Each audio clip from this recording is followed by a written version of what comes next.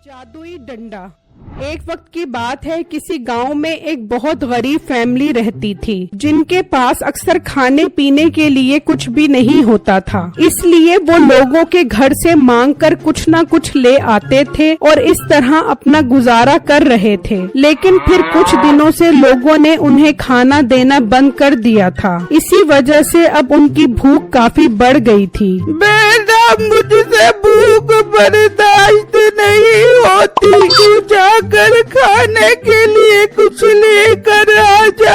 अम्मी अब्बू जान, मैं तो लोगों से खाना मांगते मांगते थक गया हूँ। अब तो लोग खाना बिल्कुल भी नहीं देते। बेटा, अगर तू खाने के लिए नहीं लाएगा तो हम भूख से मर जाएंगे। जा जाकर कहीं से खाने के लिए लेकर आ जा।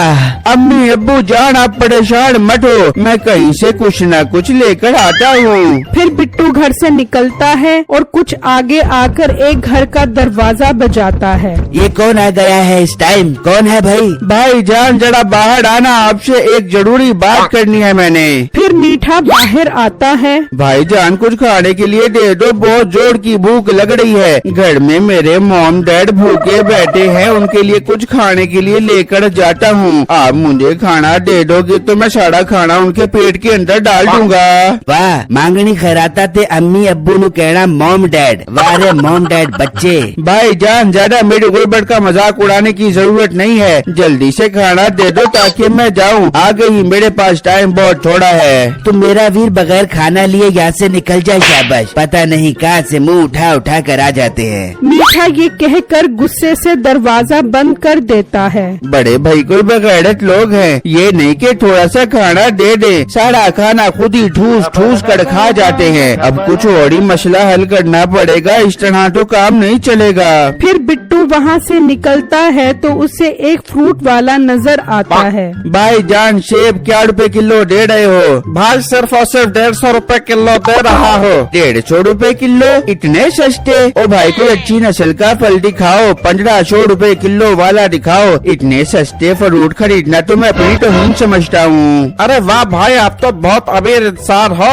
जो बाहर के मुल्क के इम्पोर्टेड फ्रूट खाते हो। जी, हम शाही खानदान से ताल्लुक रखते हैं और VIP किस्म के फ्रूट खाते हैं। पर भाई, हमारे पास तो यही फ्रूट है 150 रुपए किलो वाले। आपको अच्छी नस्ल का फ्रूट शहर से मिलेगा। यार अब शहर कौन जाए, चलो तुम ही मुझे ये फ्रूट दे दो। फिर दुकानदार उसे फल पैक कर देता है। लाओ भाई, 150 रुपए दो। ओ यार शिट, मैं तो बटुआ घर पर ही भूल कर आ गया हूँ। तुम मुझे फ्रूट ले जाने दो, मैं थोड़ी देर तक आकर तुम्हें पैसे दे देता हूँ। कोई उधार नहीं है, अभी पैसे दो, अभी दो पैसे।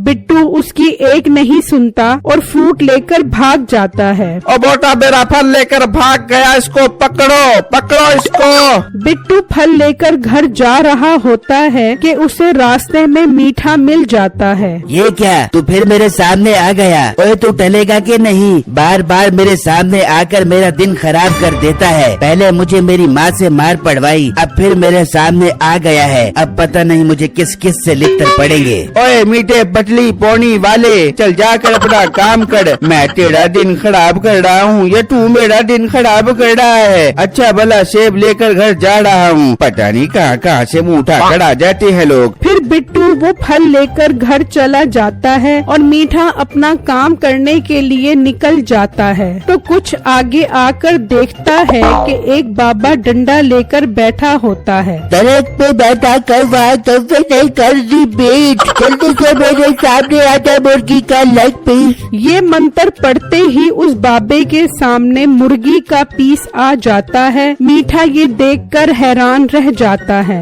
अरे यार, ये तो जादुई डंडा है, मतलब इस डंडे से कुछ भी हासिल कर सकते हैं। अगर ये डंडा मेरे पास आ जाए तो मैं इससे अपनी मोहब्बत नसीबो कैंची को हासिल कर लूँगा। मैं अभी बाबा जी के पास जाता हूँ। फिर मीठा दरख्त के पीछे से निकलकर बाबे के पास जाता है। बाबा जी, आप मेरे मसीहा हो, आप ही मेरे अब्बू हो, आप ही मेरी अम्मी हो। ये तू क्या बाबा के साथ बच के बाजियां कर रहा है? सही सही बता, क्या काम है तुझे? बाबा जी, मैंने देख लिया है आप बहुत महान जादूगर हो। आपके पास ये जादुई डंडा है। बाबा जी, ये डंडा मेरी मशूक के अब्बू को बंदा बना सकता है। मेरी मदद करो बाबा जी। बोल बेटा बोल, कैसी मदद करूं मैं तेरी? बाबा जी, मैं जिससे प्यार करता हूँ उसका बाप शादी के लिए नहीं मान रहा। बस एक छोटा सा काम कर दो बाबा जी, मुझे दुनिया का अमीर तरीन इंसान बना दो ताकि उसका बाप शादी के लिए राजी हो जाए। वाह वाह वाह वाह वाह, इतना छोटा काम। इस डंडे के लिए कोई मसला नहीं है मीर करना। ये डंडा तो हर तरह का जादू कर सकता है, ये देख। फिर बाबा मंत्र पढ़ता है। बकरी ने दिए बच्चे, बच्चे थे सारे बकरे। ऐ जादुई डंडे, छेद कर दे इसके कपड़े।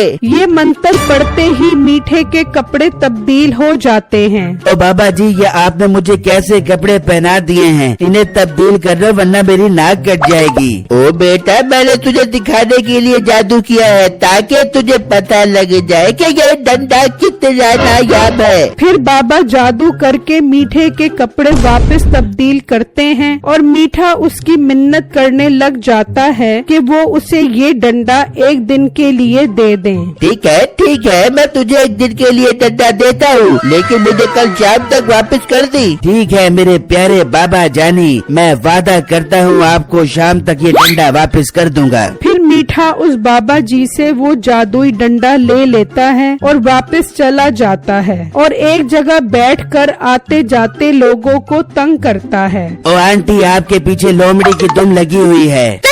बगैर झूठ बोलता है, मेरे पीछे तुम कहाँ से आ गई? अच्छा, यकीन नहीं आ रहा तो ये देखो, पैसे जो उधार लेता है वो हो जाता है गुम। ऐ जादुई डंडे, जल्दी से लगा दे इस आंटी के पीछे लोमड़ी की दुम।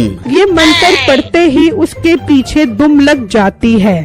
मैं लोमड़ी बन गई, मैं लोमड़ी बन के बच्चों छम छम नाचू, छम छम नाचू। फिर एक आदमी आता है तो मीठा जादू करके उसके कपड़े उतार देता है और इस तरह लोगों को तंग करते हैं। काफी टाइम गुजर जाता है तो बिट्टू का गुजर वहाँ से होता है। ओए मोटे, कहाँ लोगों से भीख मांगने जा रहा है? और मीठे अपने काम से काम रख, मुझे तंग परेशान मत किया कर। अच्छा, मीठे साहब के आगे जबान चलाता है। तुझे मैं अभी बताता हूँ। मैं घर से बाहर निकला तो खुला रह गया गेट। ऐ जादुई डंडे, लगा दे इस मोटे का बहुत बड़ा पेट। ये जादू करते ही बिट्टू का पेट बहुत बड़ा हो जाता है। मीठे भाई, ये तुमने मेरे पेट के साथ क्या कर दिया है? मेरा पेट ठीक करो, पहले ही मेरे घर में खाने के वांडे हैं। मैं इस मोटे पेट में कोड़मे की डेगे कहाँ से डालूंगा? अब अकल आई तुझे? बड़ा मेरे साथ बदतमीजी कर रहा था। ये देख, मैं बाबा जी से जादुई डंडा लेकर आया हूँ। अब मैं जो मर्जी चाहे करूँ, मुझे कोई नहीं रोक सकता। मैं भी बाबा जी के पास जाता हूँ और इन्हें बताता हूँ कि तुम लोगों को तंग कर रहे हो। हाँ हाँ, जा जा, जो मर्जी कर। फिर बिट्टू गुस्से में वहाँ से चला जाता है और बाबा जी के पास आकर उन्हें सारी बातें बताता है। मगर वो मुझसे तो जादुई डंडा ये कहकर लेकर गया था कि मैं अमीर होकर एक दिन में वापस कर दूंगा। बहुत अच्छी बात है बाबा जी, उसने कहा और आपने जादुई डंडा उसके हाथ में पकड़ा दिया। अब उसका कुछ मसला हल करो वरना वो लोगों को बंडर बना बना कर मार देगा। इसका तो अभी मैं मसला हल करता हूँ, तुम फिक्र मत करो। बस तुम किसी तरह ये डंडा उस डंडे से तब्दील करो, फिर देखना क्या कमाल होता है और वो डंडा मुझे वापस ला दो। ठीक है बाबा जी, मैं कोशिश करता हूँ ये डंडा उस डंडे से तब्दील करने की। फिर बिट्टू वो डंडा लेकर वहाँ से चला जाता है तो मीठा अपने घर में बैठा नसीबो कैंची से बातें कर रहा होता है। तू मुझे कितने ताने देती थी ना,